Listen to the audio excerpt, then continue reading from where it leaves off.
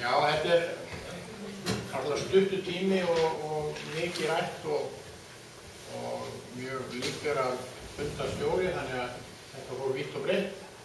En þarna sem sagt, ritari var Ólöf Guðmundsdóttir og þetta eitthvað sem við getum notað, en við erum með sem sagt niðurstöðuna að það svona, kannski þrennt að meta vilji og geðslan nákvæmar, það var akkurat eins og hinn hópurinn sagði. Við vörpuðum þessu upp, eigum að henda því út og færa það bara yfir í gangtegundurnar, en mönnum fannst að það væri kannski ekki það sem ætti að gera heldur að finna einhverja betri leið. Og Einari Mosfelli lifandi ennþá, þannig að það ein leið. En við segjum, sem sagt, reynum að finna svona nákvæmari aðferð við það. Og í því samhengi var líka nefnt kjarkur. Mikill hestur, að það komið þarna inn í. Bak og lend, mann fannst lágt vægi á þeirri einkunn og jafnvel að íhuga að skilja í sundur þá einkunn, af því að þú getur verið með fína lend en ómöguleg bak og öfugt, en þetta kemur alltaf eitthvað miðjum út úr þessu, ef þú ert með þetta saman. Þannig að það var svona eitt af því sem rætt var. Og síðan var þetta með að gefa einhverjum brotum, sem sagt tugabrotum ekki upp á 0,5, heldur að það hlaupi á 7,7, 7,8. Það verður 7,5 pluss og 8 mínus.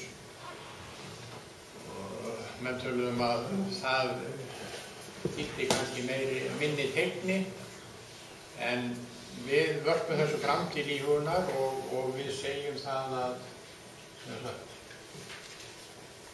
við viljum að hlutin séu skoðaðir, íhugaðir, þeir kannski séu teknir og þeir séu prufaðir einhvers staðar, ekki endilega kortvarpaður kerfinu, nú gerum við þetta svona í ár og svo þetta ómögulegt þetta, og við hendum þessu, við getum alveg tekið einhverja sýningar eða við getum tekið einhverja nemendur og þeir gera skoðanir og allt það.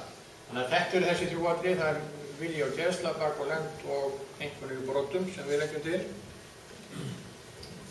Og þá það framkvæmd dómara og sýningar.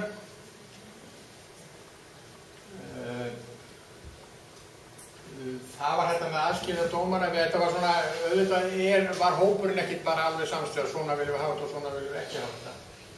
En menn voru samt á því að sko við eigum að, menn sögðu ekkert kerfið ómögulegt, það er enginn að segja það.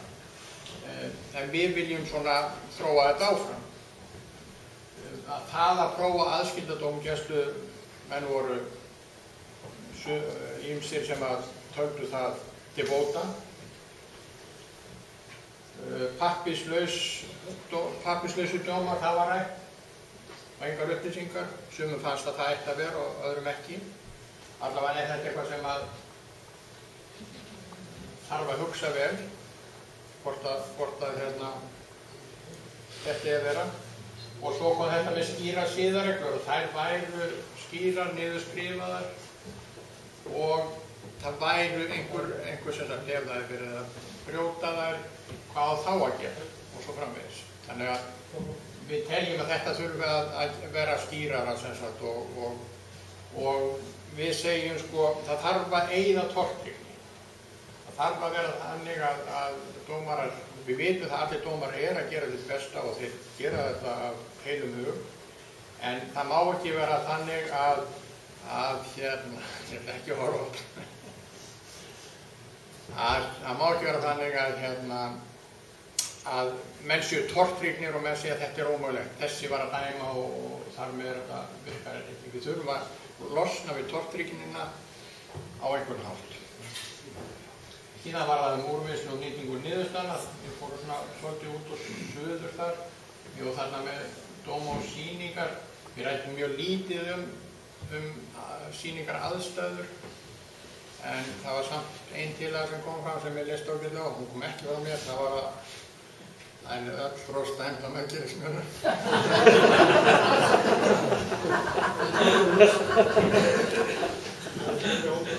En síðan er Já, varðandi úrvinnslu og nýtingu niðurstaðna, þar var kannski aðalega rætt blöppið og það var þetta með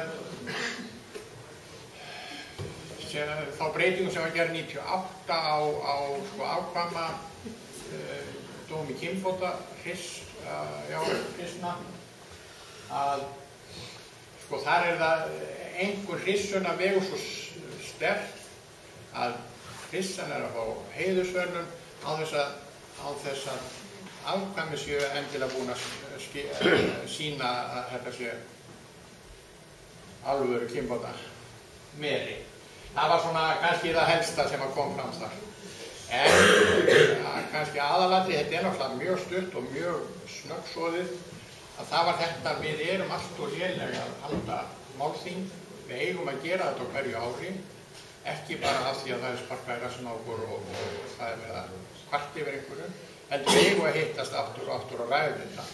Og kannski það að eins og Bergur sagði, það eru ykkur 5 atriði eða eitthvað, við eigum að taka eitt atriði eins og vilja og geðslag og hvernig bara leggjast yfir það, hvernig ætlum við að laga það, hvernig ætlum við að laga dómurinn á því, fókusera og taka eitt í einu. Takk fyrir.